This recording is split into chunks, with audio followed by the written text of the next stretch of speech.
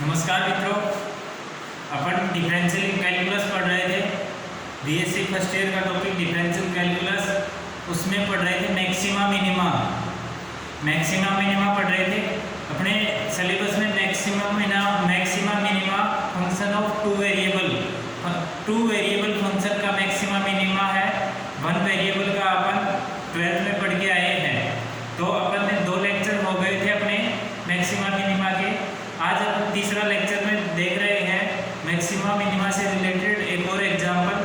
आज के एग्जाम्पल में अपन देखेंगे कि वो क्या कह रहा है कि एक जो बॉक्स है ऊपर से खुला हुआ है, तो उसका अधिकतम आयतन क्या होगा।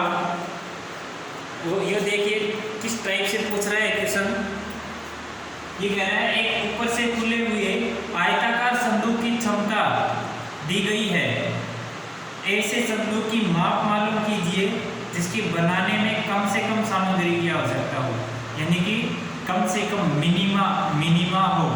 ठीक है, एरिया निकालेंगे इसका, और वो एरिया कह रहा है मिनिमा हो, और उस एरिया के लिए उसकी हाइट, लेंथ, विड्थ। एक बॉक्स है, संदूक है, संदूक की लंबाई,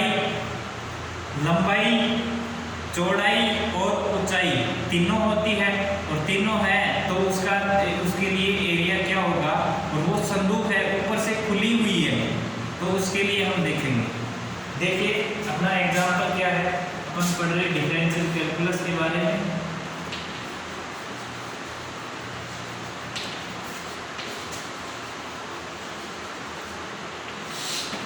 ठीक है, एग्जाम्पल नंबर 7 है। एक ऊपर से खुले आयताकार संदूक, एक ऊपर से खुले आयताकार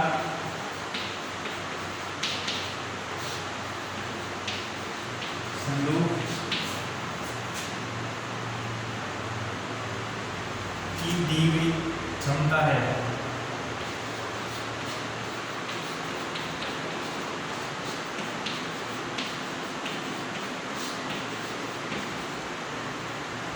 ऐसे संदूक की माप मालूम कीजिए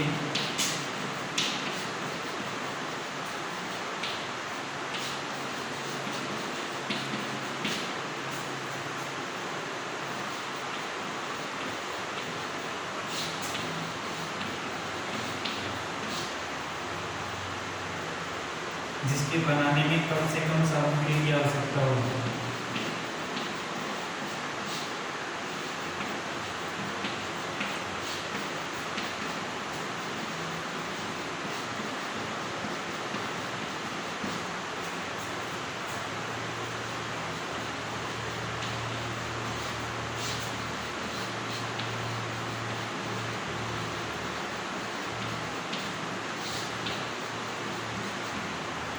ठीक है, इसका सॉल्यूशन लिखेंगे। माना संदूक की क्षमता भी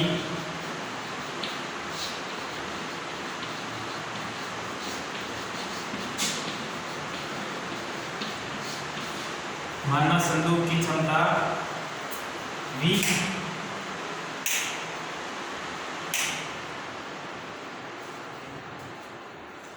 संदूक की क्षमता क्या है, V मानी है।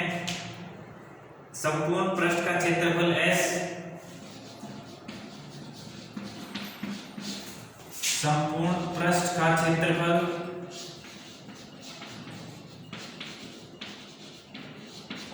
S तथा इसके किनारों की माप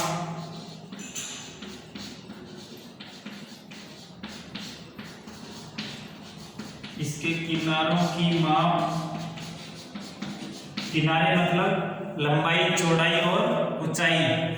लंबाई, चौड़ाई, ऊंचाई x, y, z है। तब v बराबर तो होगा x, y, z, और s एरिया क्या होगा।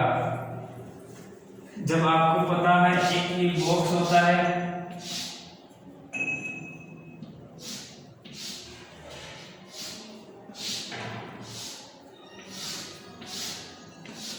ये बॉक्स है जिसकी लंबाई x है, चौड़ाई y है और ऊंचाई z है, तो इसका एरिया क्या होता है 2xy plus yz plus zx। ठीक है, 2xy plus 2yz plus 2zx। अब ये कह देगी ऊपर से खुला है, ऊपर से खुला है यानी कि एक कमरा मान के चलो आप, कोई कमरा है, कमरे के फर्श का एरिया, फर्श की अगर लंबाई x है चौड़ाई y है तो फर्श का एरिया क्या होगा x इंटू वाई। फर्श का एरिया xy हो गया, ऊपर का एरिया कितना होगा वो भी xy होगा, लेकिन ऊपर वाली छत तो है ही नहीं तो एरिया किसका लिखोगे, छत तो है ही नहीं तो एरिया तो लिखेंगे ही नहीं ना। तो ये फर्श है, इसका xy, लेफ्ट साइड की दीवार है उसका yz, राइट साइड की दीवार का भी yz, तो yz प्लस yz 2yz हो गई। जैसे ये दीवार है इसका x लंबाई है, z चौड़ाई है, तो इसका एरिया क्या होगा xz। ऐसे ही सामने वाली दीवार का एरिया xz। तो संपूर्ण पृष्ठ का क्षेत्रफल क्या होगा xy इंटू 2yz। xy ही क्यों ले रहे, क्योंकि ऊपर का जो एरिया है, छत है, जो संदूक है उस संदूक की छत तो है ही नहीं, छत नहीं है तो उसका एरिया भी अपन नहीं निकालेंगे तो एरिया लिखेंगे भी नहीं। तो छत नहीं है इसलिए इसका एरिया बिना छत की संदूक का संपूर्ण पृष्ठ का क्षेत्रफल, बिना ढक्कन की लिख दो कि संदूक का संपूर्ण पृष्ठ का क्षेत्रफल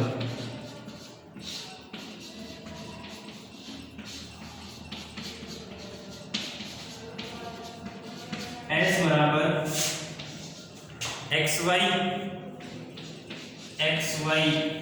संदूक का नीचे की फर्श है उसकी लंबाई x है, चौड़ाई y है, तो xy प्लस लेफ्ट साइड की दीवार है उसकी लंबाई x है, ऊंचाई y है, ये चौड़ाई y है, सॉरी लंबाई x है, चौड़ाई z है, तो xz लेफ्ट साइड की दीवार की और xz ही राइट साइड की दीवार की, तो 2xz प्लस 2yz हो जाएगा। ठीक है, तो बिना ढक्कन की संदूक का क्षेत्रफल 2xy plus 2yz plus 2zx। ठीक है, ये हो जाएगा। अब देखेंगे S बराबर xy plus 2xz plus 2yz। ठीक है, समीकरण 1 व 2 से ये समीकरण 1, ये समीकरण 2, अब फंक्शन ऑफ 2 वेरिएबल पढ़ रहे हैं, यहाँ फंक्शन हो गए 3 वेरिएबल में, 3 वेरिएबल में हो गए तो तीसरा जो वेरिएबल है उसको रिमूव करना पड़ेगा। समीकरण 1 व 2 से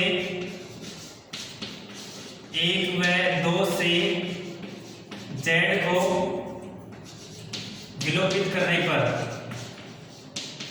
z को विलोपित करने पर, ठीक है।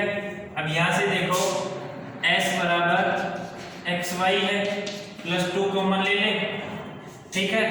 यहाँ xz है, xyz कॉमन ले ले इसमें से, तो xyz कॉमन लेंगे, यहां से तो y नहीं है तो 1/y आ जाएगा, प्लस यहां से x नहीं है तो 1/x आ जाएगा, और ये किसके बराबर है, x बराबर xy plus 2v into 1/x plus 1/y। ये एरिया आ गया जब v क्या है, कांस्टेंट है, और वो इस संदूक का वॉल्यूम यानी आयतन है, ठीक है। अब अपन न्यूनतम प्रूफ करना है, कम से कम सामग्री है, कम से कम सामग्री है तो वो RT minus s square greater than 0 होना चाहिए, और R ग्रेटर देन 0 होगा तभी न्यूनतम होगा। अब P Q R S T निकालने हैं, P बराबर क्या होगा, del S upon del x, और del S upon del x x के सापेक्ष अवकलन करने पर s का x के सापेक्ष अवकलन करने पर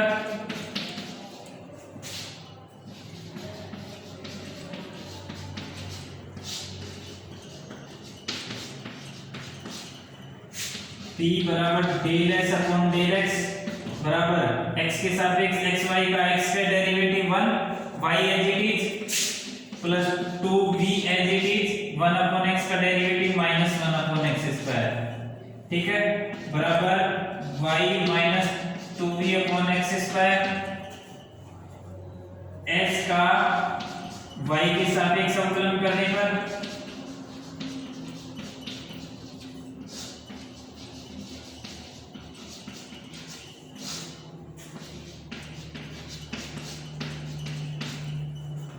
q बराबर del S upon del y बराबर y के सापेक्ष अवकलन करोगे y का 1 x as it is 2v as it is 1 upon x का डेरिवेटिव y के सापेक्ष 0 और 1 अपॉन y का y के सापेक्ष माइनस 1 अपॉन y स्क्वायर बराबर हो जाएगा x minus 2v upon y square. अब क्रिटिकल पॉइंट के लिए, क्रांतिक बिंदु के लिए p बराबर 0 q बराबर 0 यानी कि del s upon del x भी 0 और del s upon del y भी 0। अब मैं इधर से मिटा देता हूं। अपन ने प्रूफ ये देख ले, क्या क्या प्रूफ करना है कि कम से कम सामग्री की आवश्यकता हो, कम से कम यानी कि r s t निकालने के बाद rt minus s square greater than 0 आना चाहिए और r ग्रेटर देन 0 कम से कम यानी न्यूनतम हो। अब क्रांतिक बिंदु के लिए, क्रांतिक बिंदु के लिए p बराबर 0 और q बराबर 0, p बराबर 0 q बराबर 0 यानी कि y minus 2v upon x square बराबर 0 और ये यहाँ से x minus 2v upon y square बराबर 0। दिस इंप्लाइज x बराबर y बराबर 2v की पावर 1 अपॉन 3, ठीक है। समीकरण, इन दोनों समीकरण से p बराबर 0 और q बराबर 0 से x बराबर y दोनों बराबर होंगे और 2 दोनों की वैल्यू क्या आएगी 2v की पावर 1 अपॉन 3। नाउ अब p का x के सापेक्ष निकाल अवकलन करने पर x के सापेक्ष अवकलन करने पर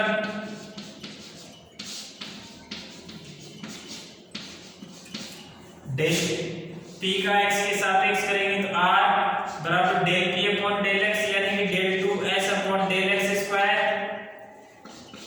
अब देखो p क्या है, ये है y minus 2v upon x square.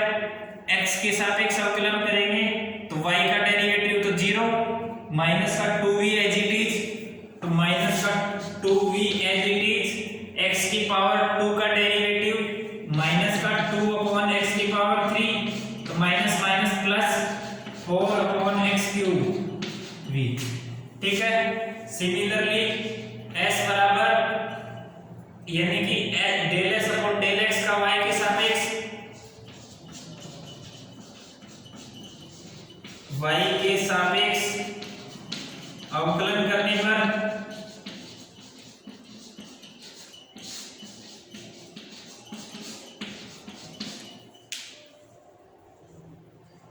s बराबर del 2s upon del x del y,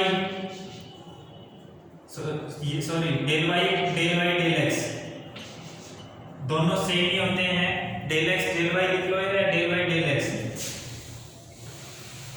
अब देखो rs, अब ये क्या आएगा del s upon del x का y के सापेक्ष del s upon del x ये है y minus 2v upon x square, इसका y के सापेक्ष y का डेरिवेटिव y का y के सापेक्ष अवकलन 1 तो ये तो हो गया 1 minus 2v upon x square, 2v तो कांस्टेंट है और एक्स स्क्वायर भी कांस्टेंट है, तो इसका डेरिवेटिव 0 बराबर क्या आ गया 1, और del S upon del y का y के सापेक्ष अवकलन करने पर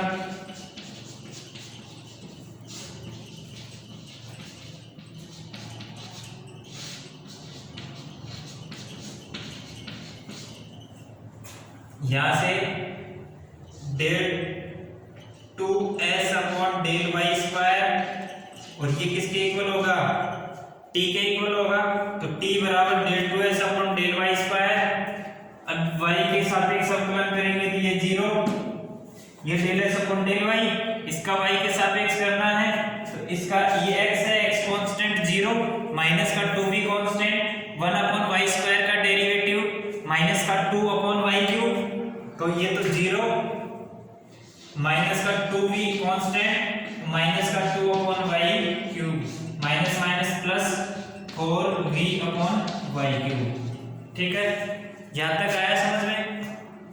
हमने कुछ नहीं किया, सीधा सिंपल है, s निकाल लिया था, s में x y z की टर्म आई थी, लेकिन अब हम फंक्शन ऑफ 2 वेरिएबल पढ़ रहे हैं, 2 वेरिएबल पढ़ रहे हैं तो x y की टर्म में कन्वर्ट करना है, कन्वर्ट करेंगे तो x y z का भाग दे देंगे जहां जिसमें z है।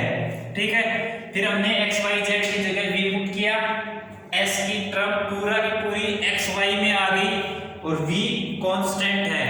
ठीक है, अब यहां से s का डेरिवेटिव x के रिस्पेक्ट में किया, s का y के रिस्पेक्ट में किया, p और q की वैल्यू आ गई। क्रांतिक बिंदु के लिए for critical point s del s upon del x 0, del s upon del y 0, यानी कि p बराबर 0 और q बराबर 0, ये p लिखो, दोनों ही q लिख दिए, p बराबर 0 q बराबर 0, p बराबर 0 तो p बराबर 0 तो y minus 2v upon x square 0, q बराबर 0 तो x minus 2v upon y square 0। अब इन दोनों समीकरण की हेल्प से x और y की वैल्यू निकाली है, x और y की वैल्यू 2v की पावर 1 अपॉन 3, दोनों ही इक्वल होंगे और उनकी वैल्यू 2v की पावर 1 अपॉन 3 होगी। अब हमने RST निकाल लिए है, RST निकाले, अब RST का मान x और y बराबर 2v की पावर 1 अपॉन 3 के सापेक्ष निकालेंगे। जो RST आया है उसमें x और y बराबर 2v की पावर 1 अपॉन 3 रखेंगे, वो रखने पर RST क्या आते हैं फिर देखेंगे। यहां r एट x बराबर y बराबर 2v की पावर 1/3 बराबर होगा, r बराबर क्या है 4v upon x cube, 4v upon x cube यानी 2v की पावर 1 अपॉन 3 और पावर 3 x क्यूब है क्यूब।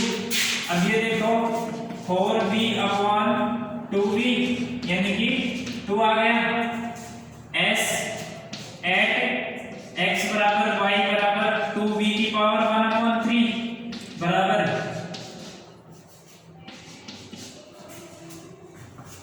सॉरी s बराबर तो सीधा ही 1 है तो सीधा 1 कर देंगे, t एट x बराबर y बराबर 2v की पावर 1 अपॉन 3,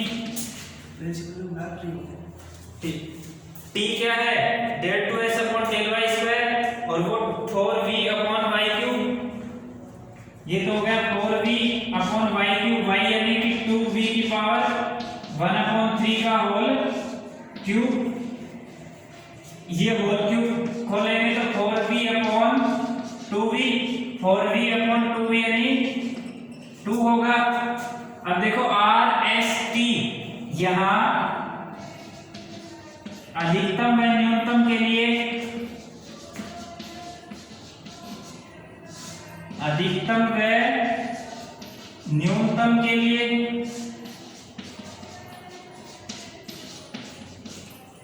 अधिकतम व न्यूनतम के लिए RT माइनस एस स्क्वायर बराबर RT, R क्या है 2, T क्या है 2 और एस स्क्वायर, एस की वैल्यू 1, तो 4 माइनस 1 बराबर 3, जो कि ग्रेटर देन 0 है। और ग्रेटर देन 0 की कंडीशन में डिपेंड करेगा आर पे, या तो अधिकतम वैल्यू होगी या न्यूनतम वैल्यू होगी। अब देखो आर बराबर, आर कितना है 2, जो कि ग्रेटर देन 0 है, अतः न्यूनतम है, न्यूनतम है। ठीक है, नेक्स्ट देखो न्यूनतम आ गया। अब x और y बराबर, यहाँ x और y क्या है 2b की पावर 1/3, लेकिन हमें z की वैल्यू और निकालनी है। z की वैल्यू निकालने के लिए v बराबर x y z में मान रखने पर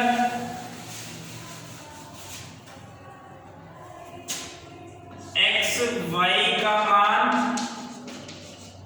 v बराबर x y z में रखने पर, यानी कि समीकरण 1 माना था उसको समीकरण 1 में रखने पर v बराबर x बराबर y बराबर 2v की पावर 1/3।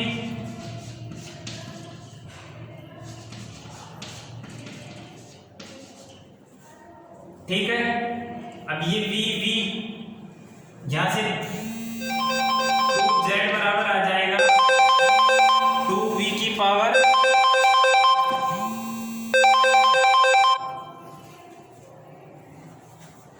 यहां से z बराबर 2z बराबर आएगा 2v की पावर 1/3। वो कैलकुलेट करके देख लेना। न्यूनतम मान के लिए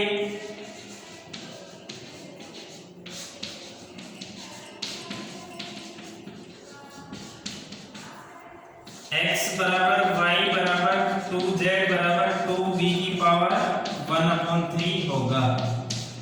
ठीक है, यही अपना सॉल्यूशन होगा। ठीक,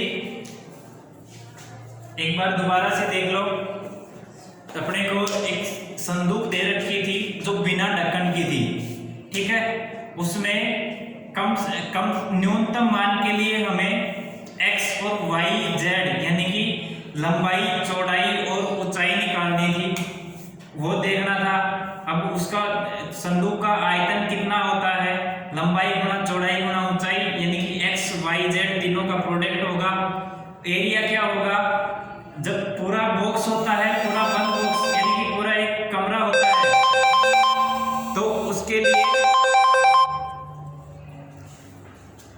एक बंद कमरे के लिए अपन क्षेत्रफल निकालते हैं, तो 2xy plus 2yz plus 2zx होता है। अब जब संदूक के लिए अपन काम कर रहे हैं और संदूक ऊपर से खुली है, तो ऊपर वाला एरिया तो घटेगा, हटाना पड़ेगा। तो लेंथ उसकी x है, ब्रेथ y है, लंबाई x, चौड़ाई y है, तो उसका एरिया xy घटा देंगे पूरे उसके एरिया में से। तो एरिया क्या होगा xy plus 2yz plus 2zx। ठीक है, अब s निकाल लिया। अपन पढ़ क्या रहे हैं, मैक्सिमा मिनिमा इनटू वेरिएबल, लेकिन ये तो 3 वेरिएबल में आ गया।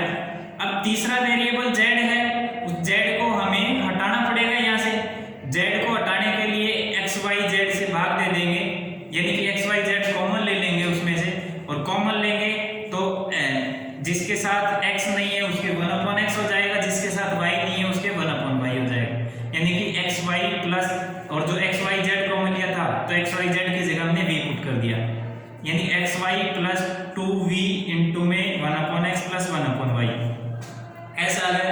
अब तो अपने मैक्सिमम क्वेश्चन की फ्रेमिंग हमें उसी टाइप से मिल गई, और उस टाइप से मिलने के बाद हमने क्या काम किया, s निकाल लिया। s आ गया, s फंक्शन ऑफ 2 वेरिएबल में हो गया। मैक्सिमा मिनिमा के लिए del s upon del x, del s upon del y, del 2s upon del x square, del 2s upon del x del y plus del 2s upon del t y square. इस p q r s t निकाले, p और q 0 किया क्रांतिक बिंदु के लिए।